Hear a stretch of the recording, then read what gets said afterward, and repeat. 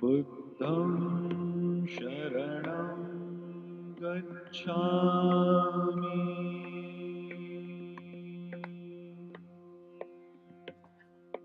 Dhammam Sharanam Gacchami.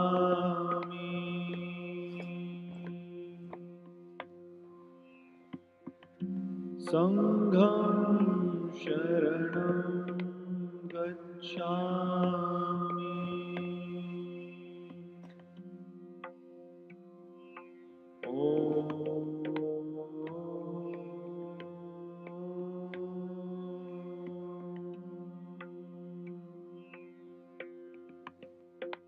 Buddham Sharanam Gacchami.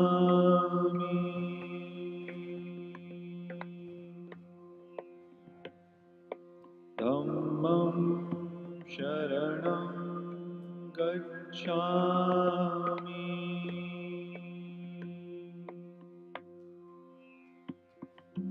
Sangham Sharanam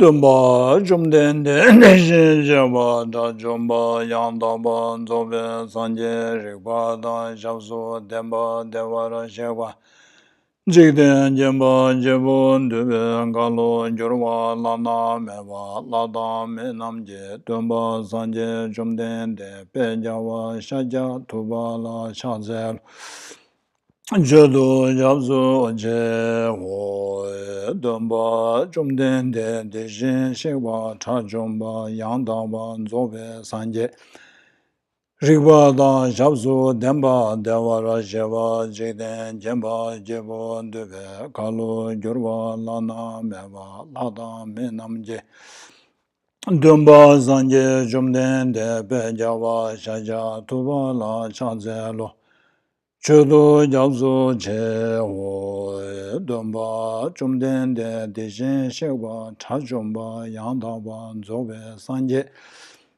Rigwa Dan Jabzo Damba Devara Sheba Jiden Chemba Jibu Dube Kalu Gyurwa Lana Meba Lada Menam Je Dumba Sanje Jumden de Bejawa Shaja Tubala Chanzelo Chodo Jabzo Che Wo Sanje Chodan Tsoje Chonamala Jangchup Lamrim Jabzo Che Dagi Chushin Jibe Chonamanje Dola Penje Sanje Drupa Rinpoche Chodan Tsoje Chonamala Jangchup Lamrim Jabzo Che Dagi Chushin Jibe Chonamanje Dola Penje Sanje Drupa Rinpoche Sanje Chodan Tsoje Chonamala Jangchup Lamrim Jabzo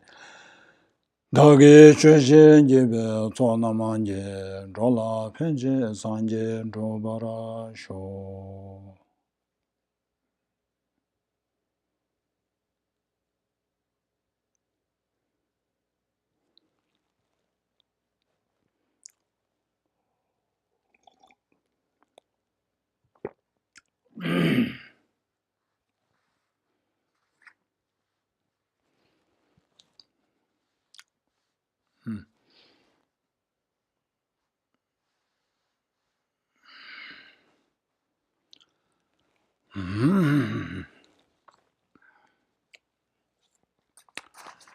Good morning.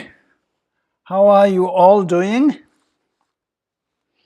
Today is not the day to go out. It is perfect for online class. Don't you think? Anyway, it's been a while since we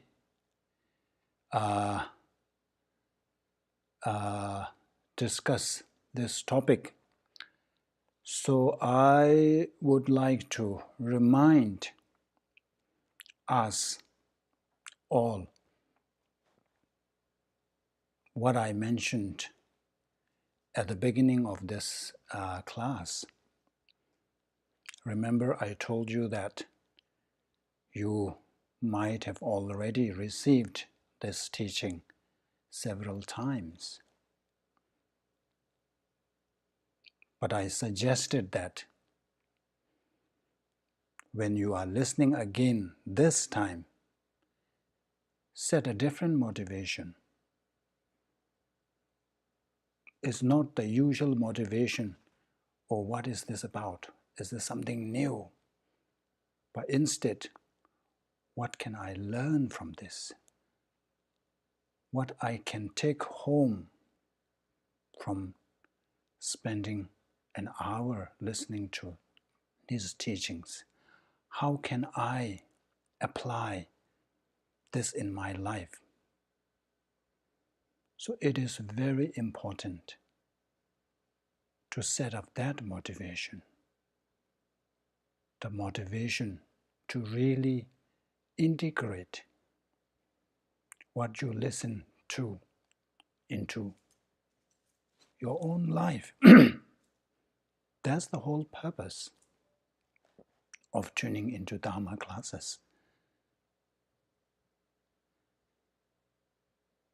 If we fail to even try to put them into practice, then it kind of defies or destroys the purpose. So let me just share a story, my own story, how a determination makes a difference. A strong determination can make a difference. So when I was young, I went to village school. So after our village school closed down, I was sent to another school of another village.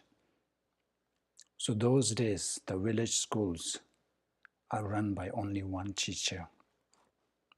But still we have different grades or different classes. And then they have once a year they have this annual, where they announce the results. That day is more like a picnic day as well. After issuing the mark sheet, and then there will be other competitions. So that year, I was the first in my class from the bottom. So that means I was the last. I think we have maybe 12, 15 students in our class. Since I have to show something to my father, I kind of set a strong determination that I must compete in this race. We have race, running races and all kinds of games. And if you win, you get a prize for that. So I told myself at that time that I must win something to bring back to my father. So with that kind of strong determination, I participated in this running competition. And I won. I got a notebook as a prize. So when I got home, without explaining, when father asked what was the result, I just handed him the notebook, implying that I did well because I won a prize. He didn't make a fuss about it. He didn't ask anything. Maybe he knew well that I didn't do well. But the point here is that I think I won that prize, I won that race, because I was so determined to win something, to bring back something to show my father, so that I will be spared from his scolding, or even beating, who knows. But because of that strong determination, I won the race. I won the prize. So it is same here when it comes to practicing Dharma. If we are able to set a strong mindset, if we are able to generate a strong determination that I am going to apply whatever I learn today, or if not all parts, at least I will apply something from today's lecture, then you will find it useful. When we talk about Lama Tsongkhapa's life story, Tangpo Gyalchen Thobo Mangdunse, Pado Shunglu Tamje Tambarsha, Tama Nyinzen Kundu Nyamsula, Kunya Tempa Jebe Chedongwe. Lama Tsongkhapa did extensive study. One can say that there isn't any text which were available at that time that Lama Tsongkhapa did not read.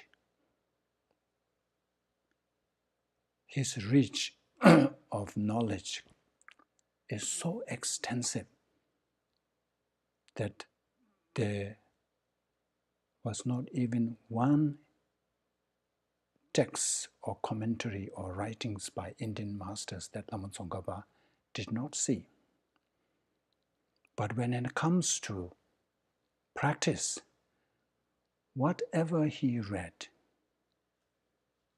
he saw relevance, every bit of it, to his Dharma practice, one's goal to achieve enlightenment. For us, we read something and we feel like, oh, this is irrelevant, this is not relevant to me, even though that is a part of Dharma text. So that shows that our mindset, when you are really focused and really determined, when you have the real understanding, overall understanding, then whatever we see, no matter whether it is just a short stanza, whether it's one line or it's the whole text, we find relevance. Everything seems relevant to our Dharma practice. There is nothing, any part, to be left aside as irrelevant. So another story is about Langri Thangpa, the one who composed the 8 verses of mind training. So Langri Thangpa said that when he reads any text, his understanding is that whatever part of teaching he reads, it all tells him that other sentient beings are so kind. There is no part that does not relate the kindness of other sentient beings. That is because that he is so focused on practicing this, the bodhicitta. So that's why what I'm trying to say here is, if we put our mind in the right direction, then whatever we read, whatever we listen, as long as it's a Dharma teaching, we will find relevance. We will find useful. So that has to begin with the determination, motivation, that I will try my best to apply in my life. With that kind of motivation, then we will find it more beneficial. So at the beginning, I wanted to give you a little nudge, sometimes it helps bring us back onto the right track. With that said, let's now dive into the actual text.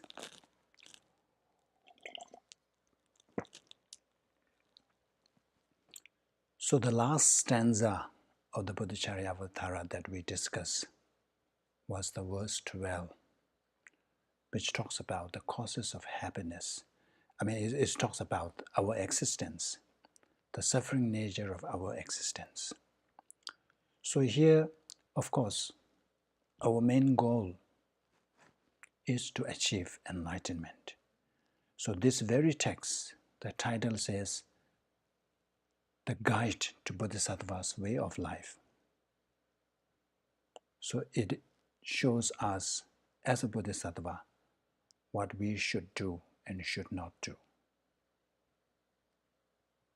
So this is to help us to get to our destination, final destination, which is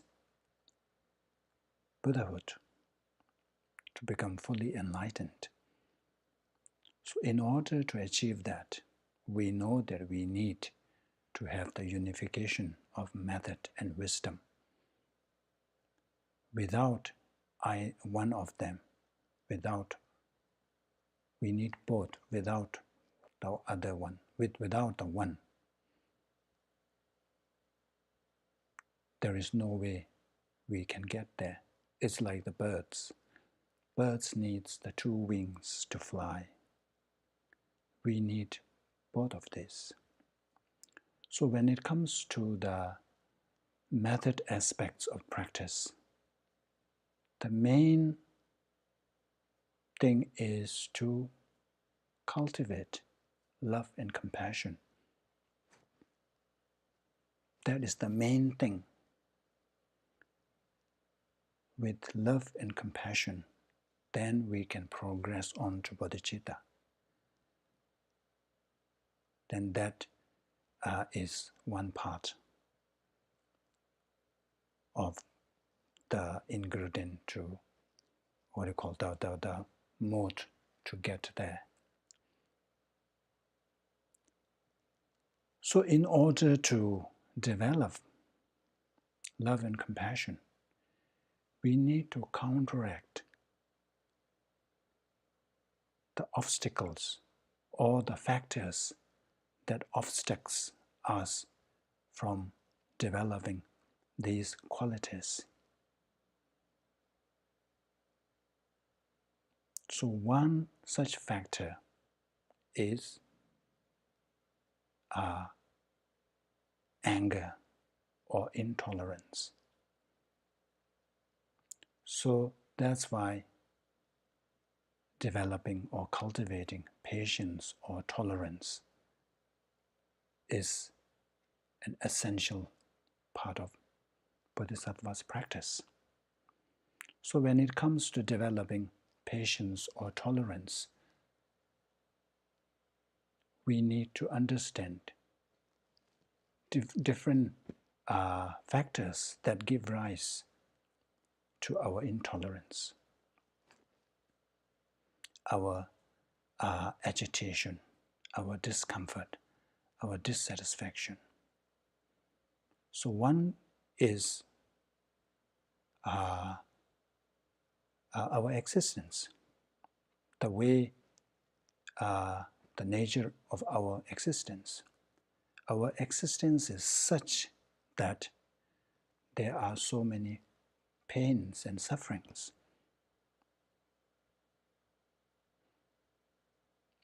So this is what it is about.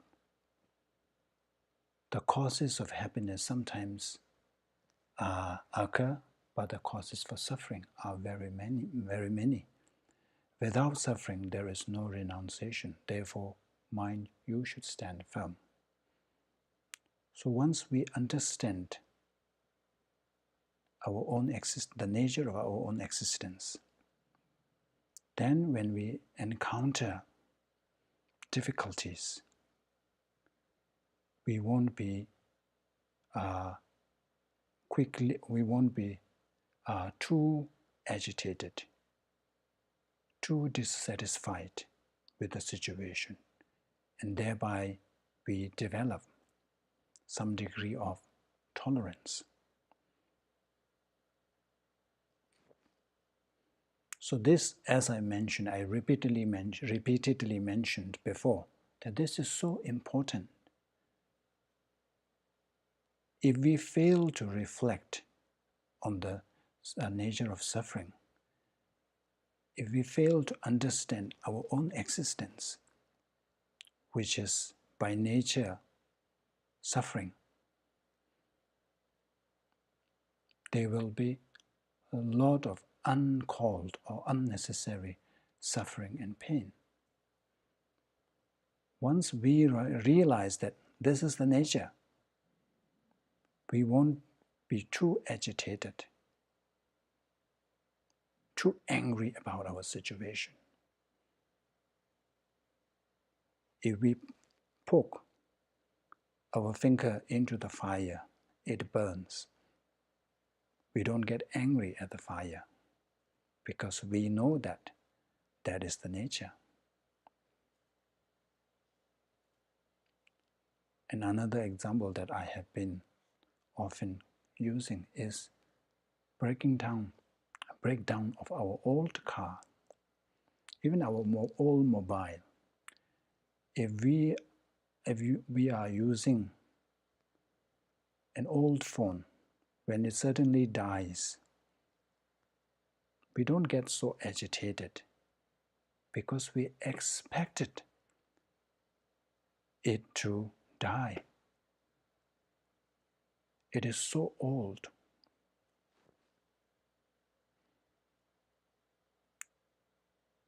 So when we understand the suffering nature of our existence, then we expect that these types of sufferings that we encounter are part and parcel of our existence. So thereby it does not bother us that much. Otherwise, those pains and sufferings are there all the time, then it will agitate us more. Then it will fuel our agitation and thereby giving rise to actual anger. So this is what we need to reflect, that the causes of happiness sometimes occur. Because of that, pleasant experience rarely comes by. But when it comes to suffering, unpleasant experiences, there's plenty. It's because the causes that we create are many. However, when we are able to use the suffering, if we are able to reflect on our suffering, there are benefits. For example, renunciation. There is no other way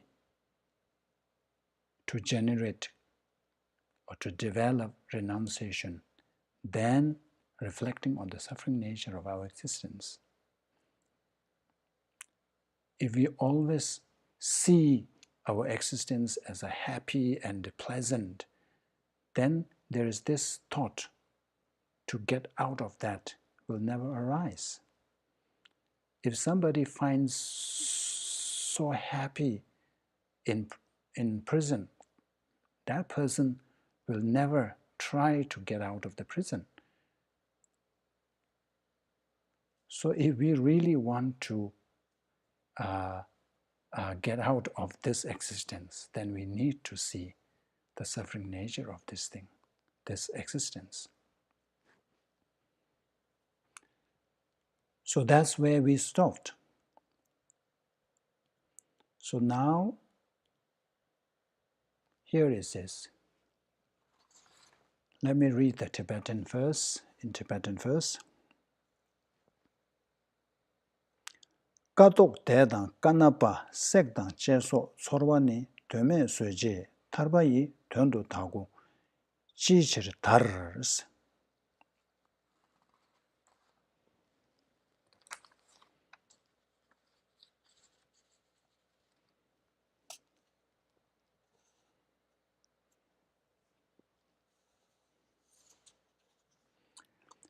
If some ascetics and people of Kanapa endure the pain of cuts and burns for no reason, then for the sake of liberation, why have I no courage?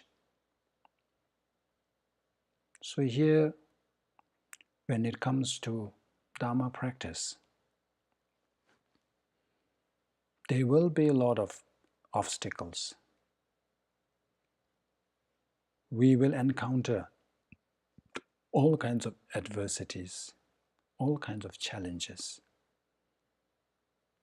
So to counter that, Shantideva says that if some ascetics and people of Kanapa,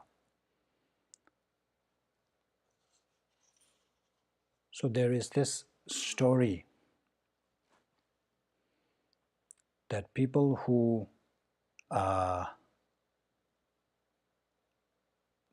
so in Tibetan it says Katup Dok, but they translate it simply as some ascetics. So Katup Dok is a name of Uma Devi. Uma Devi, this is about Shiva. So the in Hindu, I think the myths or the story that one time Shiva was doing this, was in meditation. He was doing a very arduous meditation. So they needed Shiva to wake up from that austere practice. So in order to lure him, the Devas have approached Uma Devi. So because the Uma Devi was able to wake Shiva out from his austere meditation and austere practice, so she was called Katup Dok. So anyway, the followers, the devotees of Durga or the devotees of Uma Devi, so what they do is they engage in kind of a extensive fasting rituals, and then they hurt their own body by cutting and even burning and cutting, burning,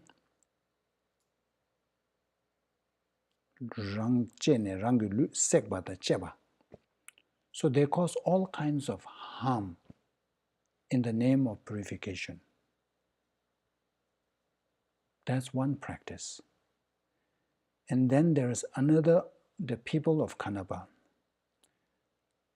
In some texts like Karnataka, it looks like it's the South Indian state.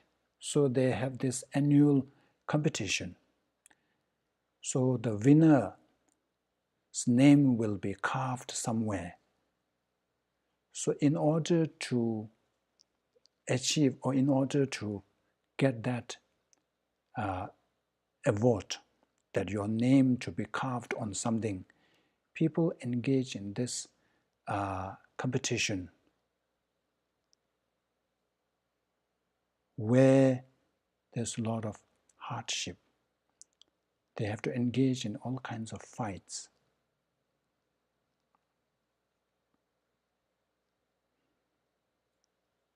But they endure all that pain and suffering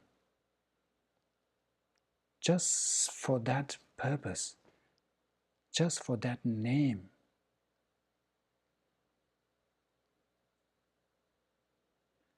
So that's what it is saying. If some ascetics, the people of Kanapa, endure the pain of cuts and burns for no reason, so from the Dharma point of view, these became like no reason. From the Dharma point of view, the goal has to be something beyond. Remember, the whole purpose of Dharma practice is to benefit us beyond this life. When we engage in any practices just to benefit us in this life, then we know that that is not considered as Dharma practice. That is worldly practice. So to qualify as Dharma practice, it has to concern beyond this life. So since these are all about this life, achieving joy, happiness, fame, name, wealth, so they become like from that point of view, it's like they are doing for no reason. So if they can endure such hardship, then it says, then for the sake of liberation, why have I no courage? Our hardship is to achieve liberation, to free ourselves from this existence, to free ourselves from the bondage of delusion and karma. And for Mahayana practitioner is to become fully enlightened, to be free of all the sufferings, free of all the delusions and afflictive emotions, and perfect all the qualities. So for that kind of goal and purpose, it's the why have I no courage? Why can't I endure pain? So this is to tell us that when we face challenges and hardship, we have to remind us why we are doing this. It is for the long-term goal. We know that those who think for the short-term goal are considered unwise. And those who think for the long-term goal, where people sacrifice short-term gain in order to achieve long-term goal, are considered wise people, intelligent people. So if we want to be considered wise and intelligent, then we should sacrifice short-term pleasure, gain, for the sake of long-term goal and purpose, achieving long-term goal and purpose.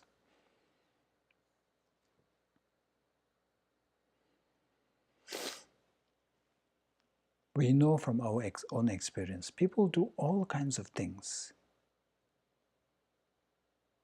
And you see in the picture that tattooing,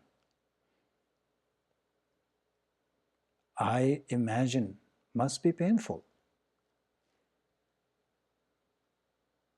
But people still tattoo their body. Some people have tattoo all over their body. Must be very painful. But people still endure that. Some people choose boxing as their hobbies. I cannot even watch that. It's so painful. But people endure that.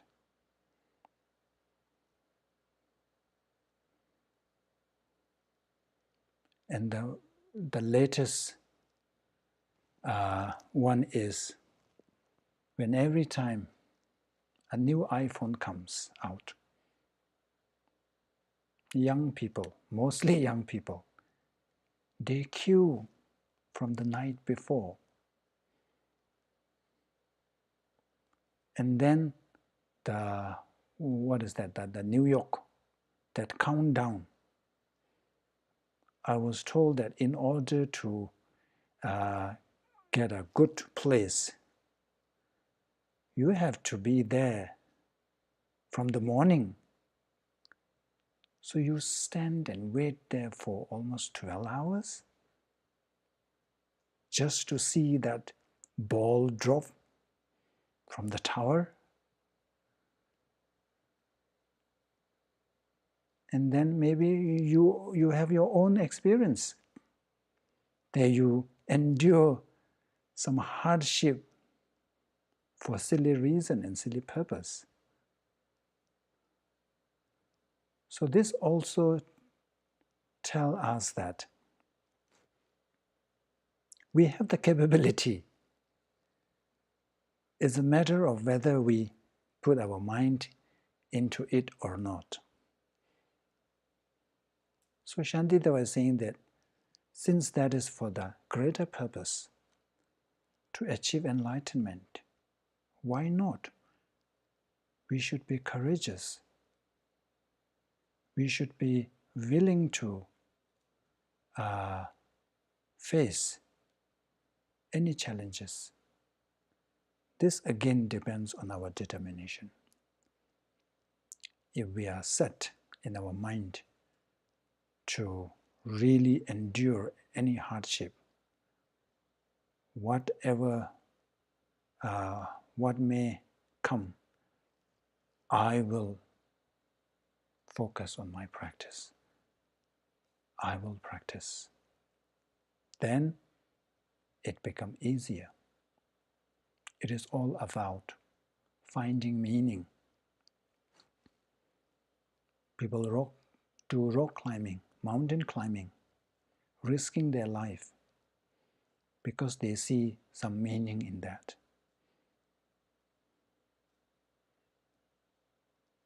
So likewise, when we are able to see the benefit, when we are able to see the meaning, then we will be able to endure almost everything. Remember Viktor Frankl? Now I forget the quote. Something like, if you know the purpose, then you will know to do how or something.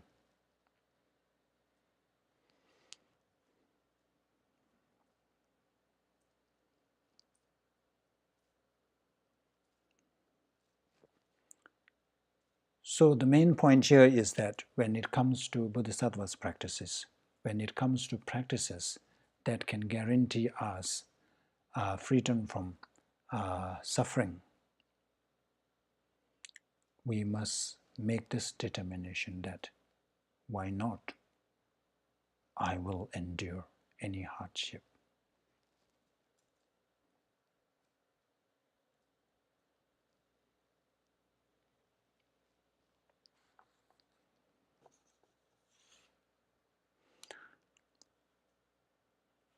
Gomna lawar menjurwe ngwede kanya yomayin, tewe nyoba chung gombe, nyoba chimbu sobar chus.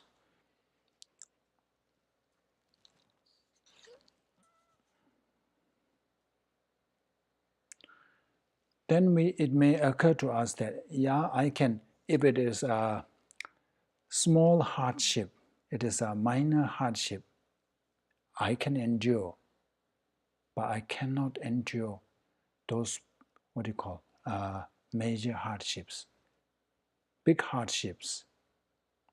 I cannot face such huge challenges. To answer that, Shantideva says, there is nothing whatsoever that is not made easier through acquaintance. So through becoming acquainted with small harms, I should learn to patiently accept greater harms. He said it is all about our mindset. It's all about acquainting ourselves. If we constantly familiarize in a particular thing, then it becomes easier. So right now we feel that we cannot face those those major hardships. The small hardship is okay, but when it comes to big hardships, we may feel that, oh, I cannot handle it. But Shantideva is saying that it is same. It is about setting your mind on it.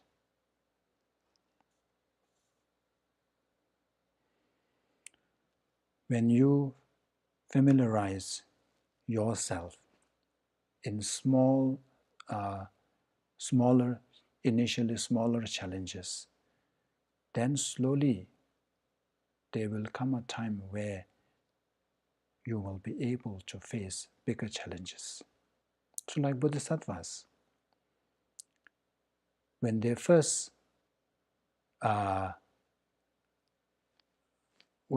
embark on the journey, they didn't have this heart to really give their own bodies. But through practice, they arrived at a stage where just the sound of people asking for your head is such a joy. They look forward to giving their own body. But that was not the case when they started the path. But through constant familiarity, through constant training, they have reached that state where giving their wealth, not to mention, but even when it comes to their giving their body, they have no difficulty.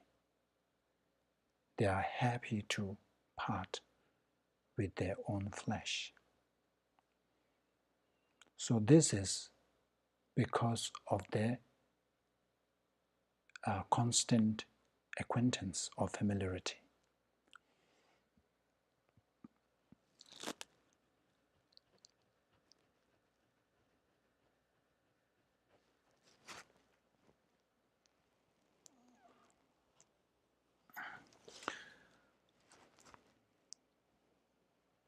So there is a verse from Nagarjuna. Lujin namji kyunyu ni tamje gombe zawayin. Gombang rangla ra lebe tewe yunde gomba chokes. So he says that when it comes to our qualities and faults, it is all about, it all boils down to our familiarity. That's so true, isn't it? Why some people are kind, why some people are cruel, why some people are easy to get angry, why people are so calm. It is because that in the past life, they were more familiarized in that particular quality. We can tell from our own experience. There are people who a few years ago have anger issues, but through practice, through meditating on the faults of anger, and then meditating on the advantages of tolerance or patience, through their constant practice, they become calmer. They are less agitated now. We know of people, such people. So this again shows that familiarity plays a role. Kombang rangla ralebe. So first, Nagarjuna says that it boils down to familiarity. Then he says that Kombang rangla ralebe. He says that familiarity also depends on oneself. So this is a good news, that this familiarity, whether one becomes familiar with good qualities or bad qualities, it is not dependent on external things. We have the full control over it. It depends on us whether or not we engage in that particular training, whether or not we familiarize ourselves in that particular quality. If we chose to familiarize ourselves in the negative quality, then of course that will be our trait. Whereas if we focus on familiarizing ourselves on the virtuous qualities or good qualities such as love, compassion, tolerance, then that will become our trait.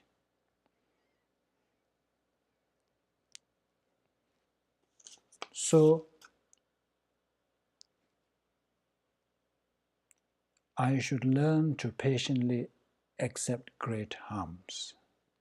So when we encounter greater harms, and when this thought arises within us that, oh, I can only tolerate, I can only endure small challenges, then we must remind this. We must remember this, what Shantideva says.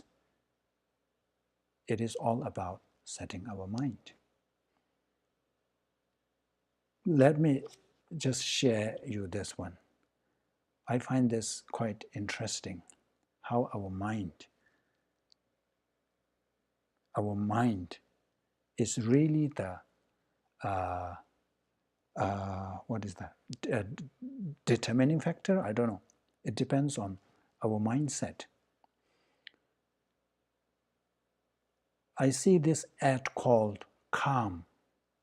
Maybe some of you know this app. So this Calm, supposedly this is the app to calm you. And the sound they play is a rain sound. The rain sound is quite noisy.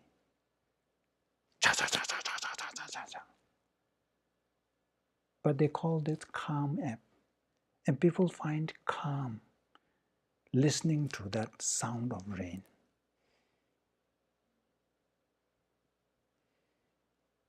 So this shows that it is all about our mindset. And in Bhutan, some of my relatives live very near to the river. They always complain about how noisy the river is. But there are people who would pay any amount just to be there, to hear that the sound of river. So this is again mindset. So look at this image. They are trying to balance on the rail track. When you first try, you may not even be able to walk for a few steps. But if you continue balancing yourself on the track, you will notice that you can do more steps. That's why some people can balance on ropes and walk across. You have been to circus, all kinds of balancing acts. This did not come by themselves. It all came through constant practice, through training. So if we put our mind onto something and then constantly engage in the practice and the training, there is nothing that is impossible to achieve. Everything is possible. That's what Shantideva was saying.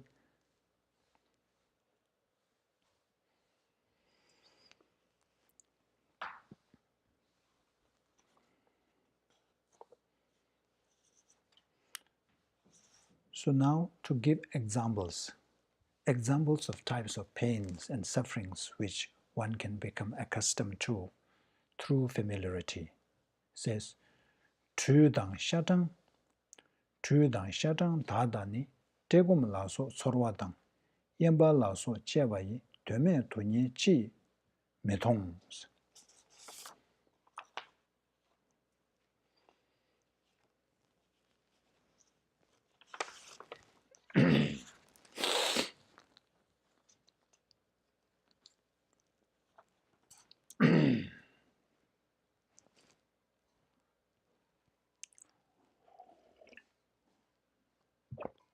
So what are the types of pains and sufferings that we normally get accustomed to?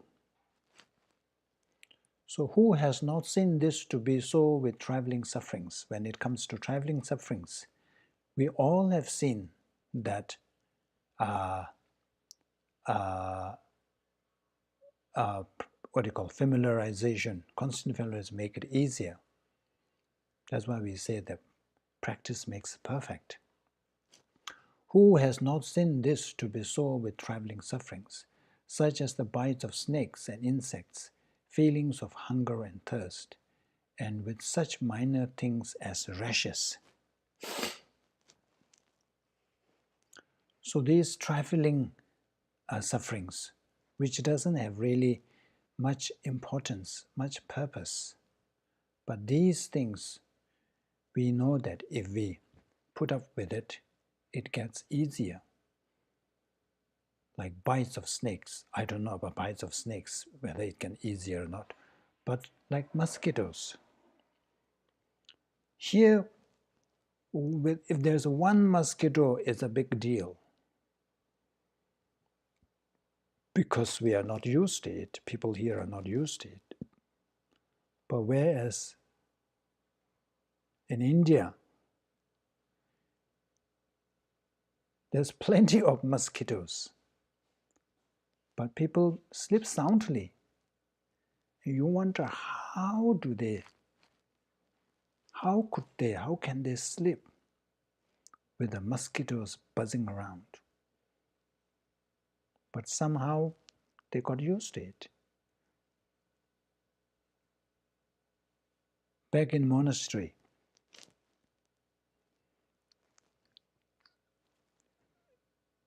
where our monastery is in South India. Before I went down to South India, there is this what do you call common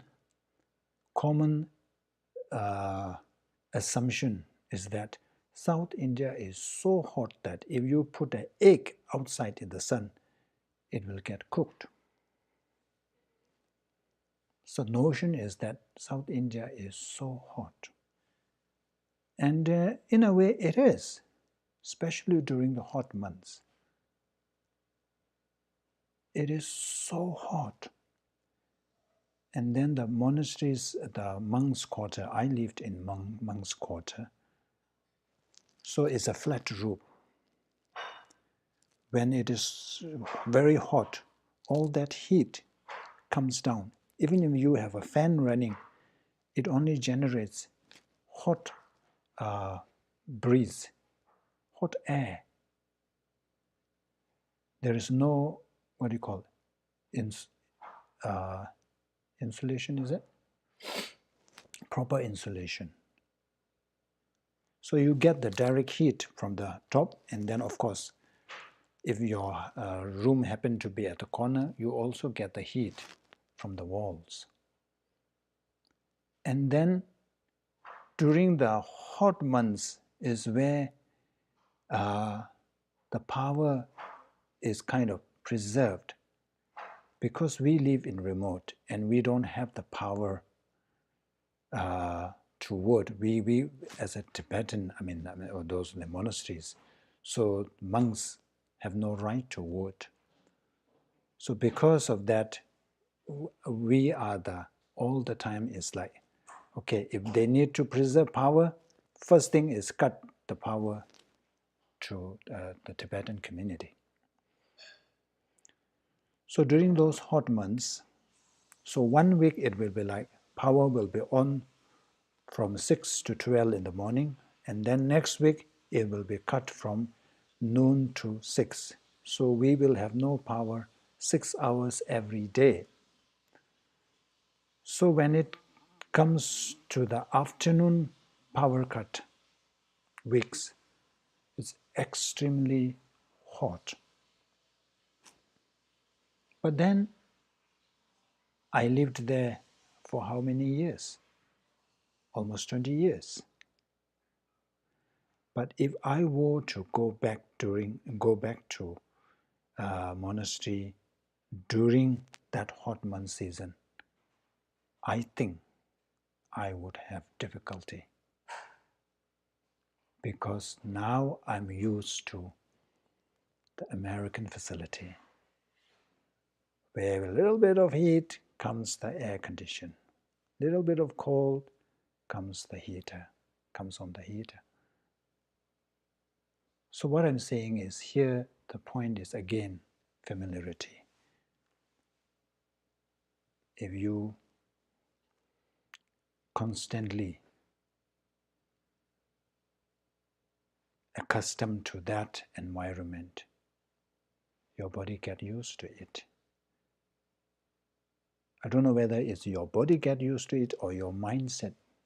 It's your mind that changes.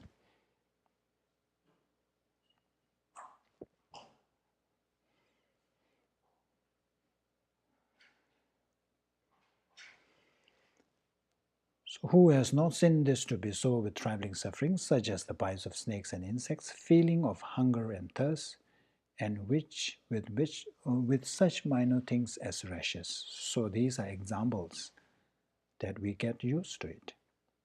So I should not be impatient with heat and cold, wind and rain, sickness, bondage and beatings. For if I am, the harm they cause me will increase.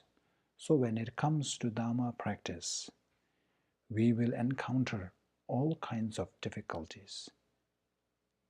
Heat can be a problem. Cold can be a problem. Wind, rain.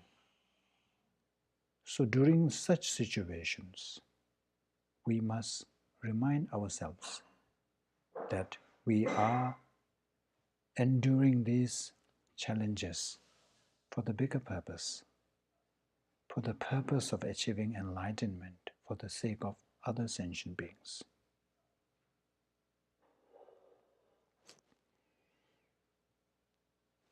I have a picture here of farmers, how they endure. The farmer and us, when it comes to the actual body, it's the same, but it's the mindset. They can endure hardship. My mother, she can work in the sun for a whole day. If I were to do that, no. Because her whole life has been that. She has endured that hardship. So because of that, it makes it easier. And also they see purpose in that, because that is their source of income. Like my parents, we were farmers. Main income is through selling of the potatoes. So when it comes to planting potatoes, first of all, it takes a long time, and then it requires so much work. And the most, I would say, the hardest challenge is to protect that growing potato from wild animals, wild boars, deers, and all this come during the night time. So we have to sleep on our farm, not a proper house or anything, it's just a shed. And those cold nights, we have to sleep there. My parents take turns, mostly my mother. She sleeps there and then wakes up how many times? Umpteen times during the night. And then we have a bell there, made from the tins. And then you wake up as many times as possible and then ring that, make noise basically, to chase away any wild animals. that are feeding on the potatoes. And now when I think back, it's like, how did they manage? It's such a hard life. So you didn't have proper sleep. And then that is like not like, okay, last night I was on that duty, watch duty. So daytime, I can sleep. Here we can do, oh, I was on night duty, so I'm sleeping. No, the next morning at dawn, the day's chore has begun. That's day after day, month after month, year after year. They endure it because they see purpose in that. So likewise, if we are able to see the meaning and purpose in our practice, then all this will not be hindrance, not be an obstacle to us. We will be able to face any difficulty, any challenges. So on the other hand, if we fail to see the meaning, and then if we become impatient, what will happen is, for if I am, the harm they cause me will increase. We know that. Let's say if you are physically in pain, if you have some sickness, but if you get so impatient, so angry at it, then it worsens the situation. Not only you are in pain physically, but you are also mentally, disturbed. Your peace of mind is destroyed. Whereas if you are able to adopt another attitude, then that can even help reduce the pain, physical pain. Remember I mentioned about His Holiness' own story, that one time when His Holiness had this I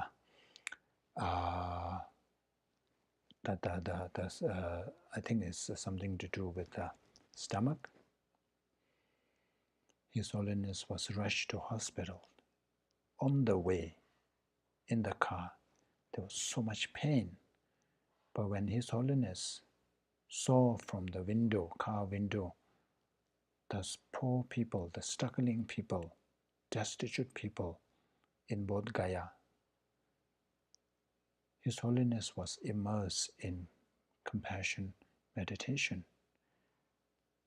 And His Holiness, this is His Holiness' own words. His Holiness said that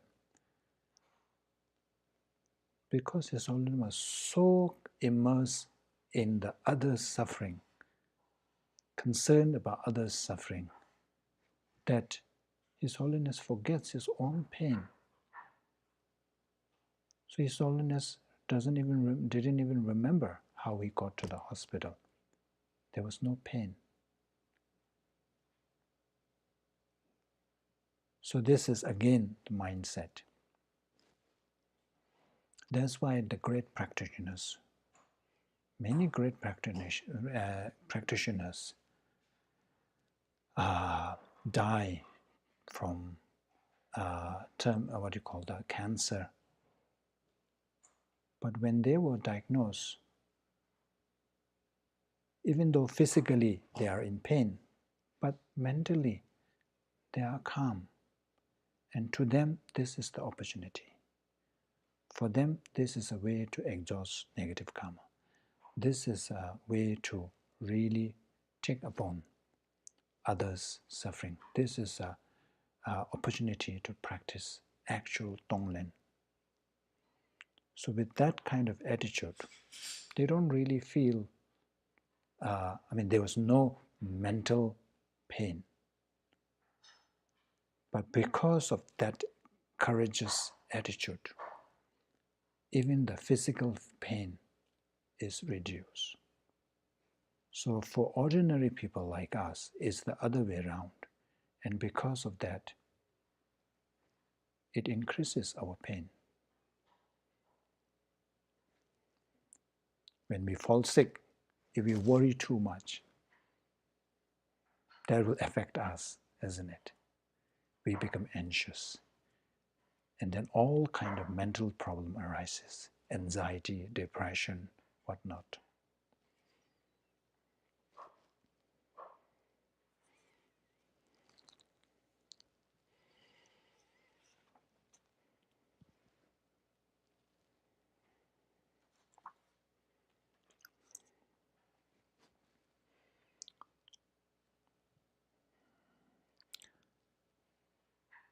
Lala thage chatona, paden labar ke gyur yu.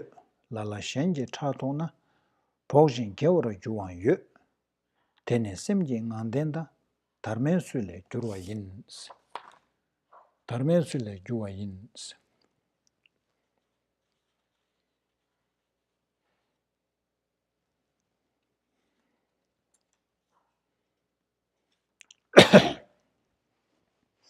So this is to show that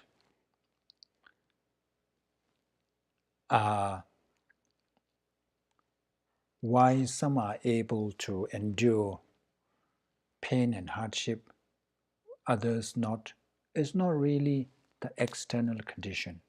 It is the mindset. To illustrate that point, Shantideva gives this example.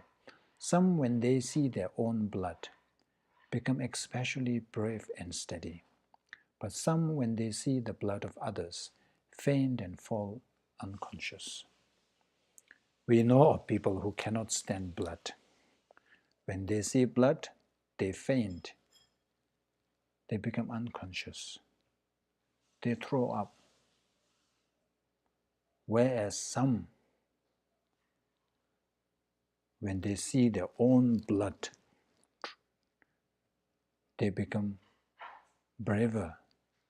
The courage within them increases.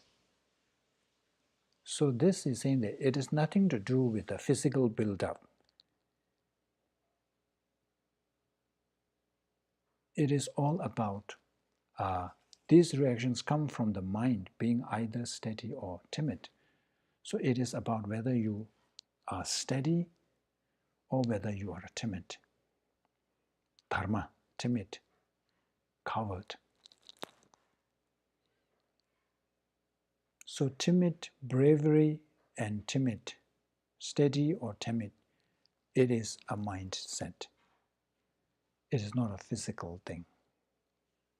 So this is to illustrate the point that if we get accustomed to a particular thing, if we repeatedly engage in that hardship, then we can stand it.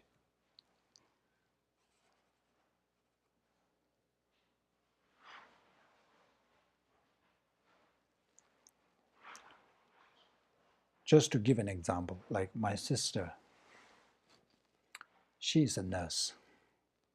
So she told me that when she first saw dead body, corpses, she said that it was hard for her. There's fear. But now that she's in a job, in the hospital, repeatedly seeing dead bodies, she's okay. So this is to illustrate the point that it is all about our mindset. It is all about habituation. It's all about making ourselves familiarize with the hardship. The more we put on, the easier it gets.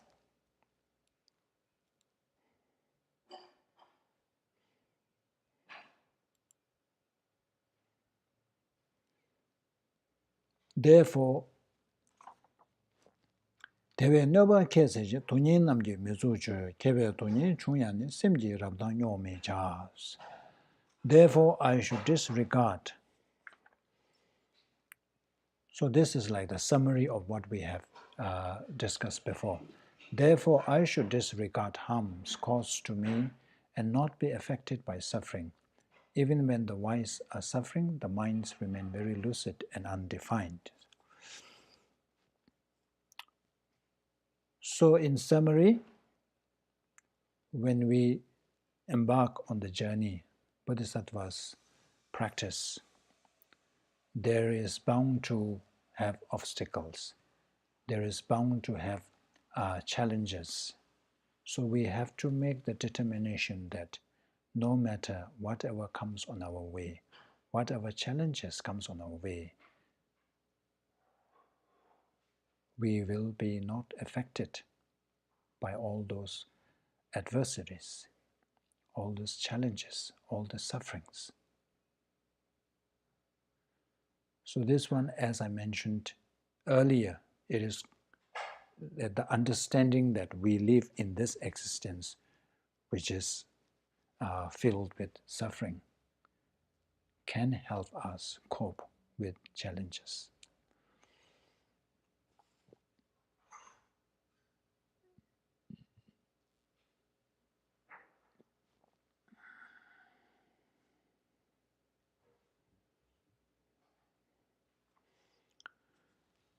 Even when the wise are suffering, their minds remain very lucid and undefiled.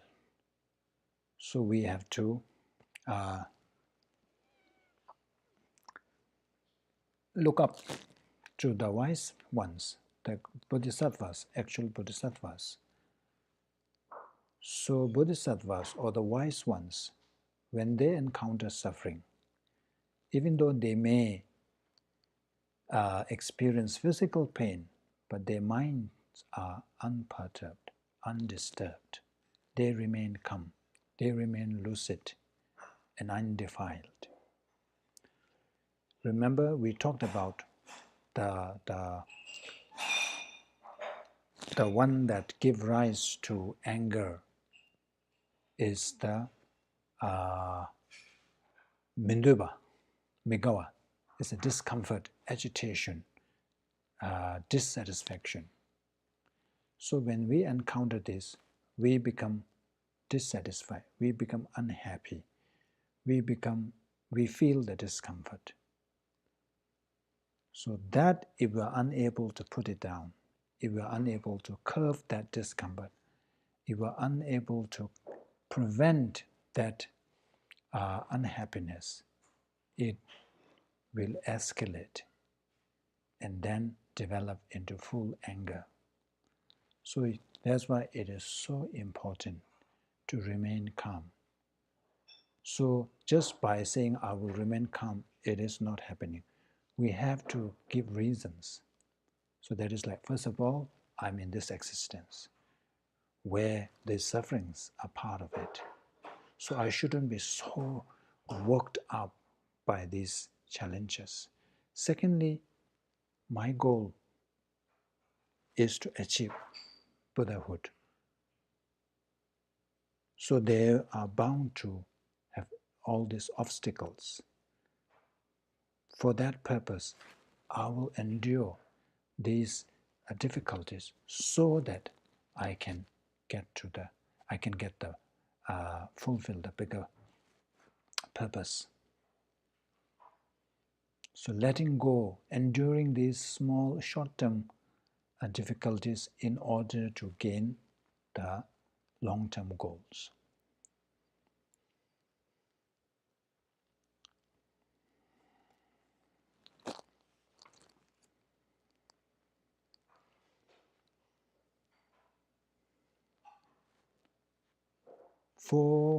Where's the Tibetan word?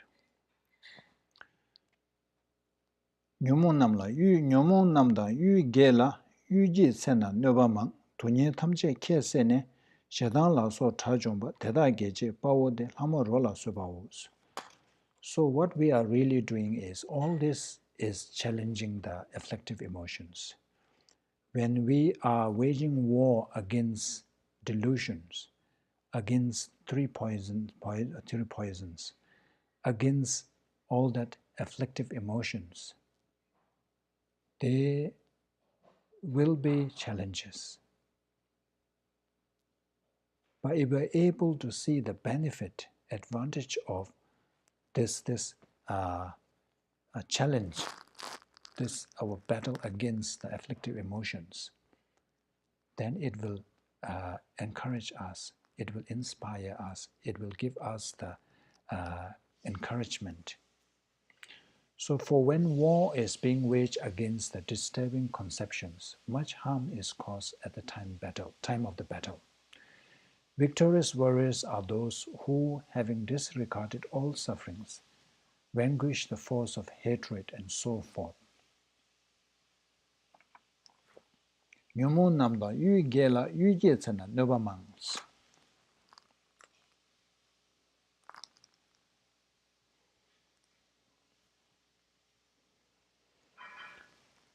So when people go to war, they know that there will be a lot of hardship.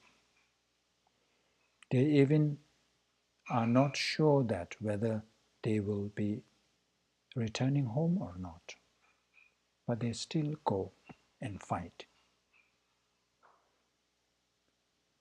And then at the battlefield, the common conventional attitude or the common assumption is that conventionally, those who fought hard and killed their enemies are considered heroes, considered brave, courageous. But Shantideva is saying that compared to destroying or slaying the inner enemy, those are not really considered brave. The reason is that whether you slay them or not, the so-called enemies, will die eventually.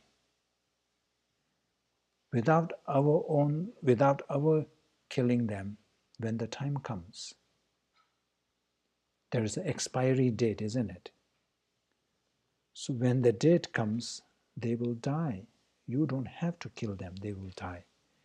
Whereas the inner enemies, such as anger, hatred, jealousy, greed, attachment, these have no expiry dates.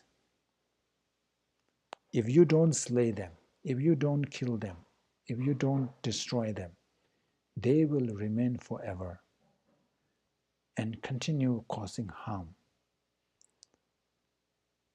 From that perspective, slaying our inner enemies, inner foe, is considered the real hero. One who vanquished the force of hatred and so forth are regarded as victorious warriors, are regarded as heroes, courageous, brave. Common warriors slay only corpses is like piercing the corpse, because they will die eventually.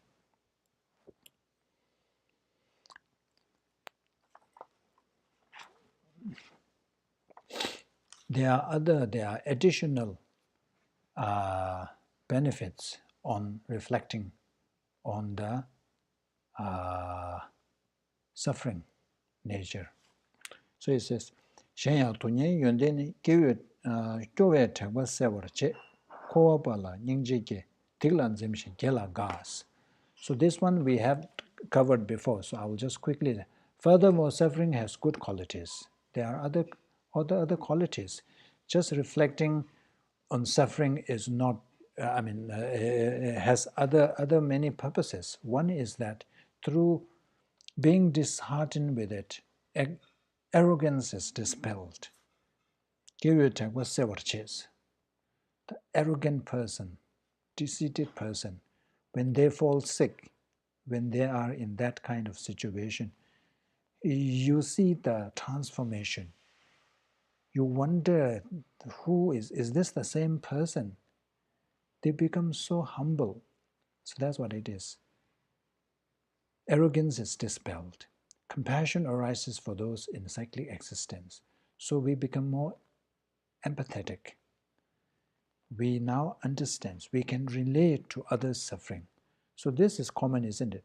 Those who go through depression, so they have better understanding. They can empathize. They feel more compassion towards those who are suffering depression, because they know well. They have gone through this, and they know well that what it feels like to be in a depressed mood. So we will be able to generate greater compassion towards other sentient beings. Evil is shunned because we experience suffering. We know that this is caused by our negative karma. Since the only way to prevent further suffering is through putting an end to committing negative karma, we will be more diligent in not engaging in negative karma. Joy is found in virtue. We will be more inspired to engage in virtuous actions, because we realize that if we want to be happy, the causes of happiness is engaging in positive karma. So we will be propelled to engage in virtuous actions. So it is not really bad about reflecting on the suffering nature of samsara, our existence. Through these, upon reflecting on the nature of suffering, we gain these insights, and that helps us in our spiritual journey.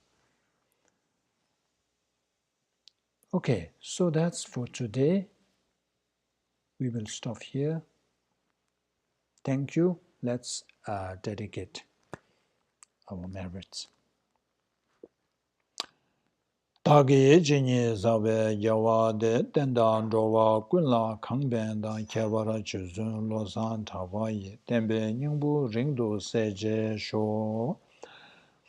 jambē bāvyū jēdarā kēmbā dā guṇdū sāmbū tēyā dēshēndū tēdā guṇgē jēsū thālōb jē gyāwā dēdā tamjē rabdū ngō tūzhūn shēkbē gyāwā tamjē ngōwā kānglā chōdō ngāwā dē dāgī gyāwē zāwān dīgwēn jāng sāmbū chūchī rabdō ngōwā rī. Thank you.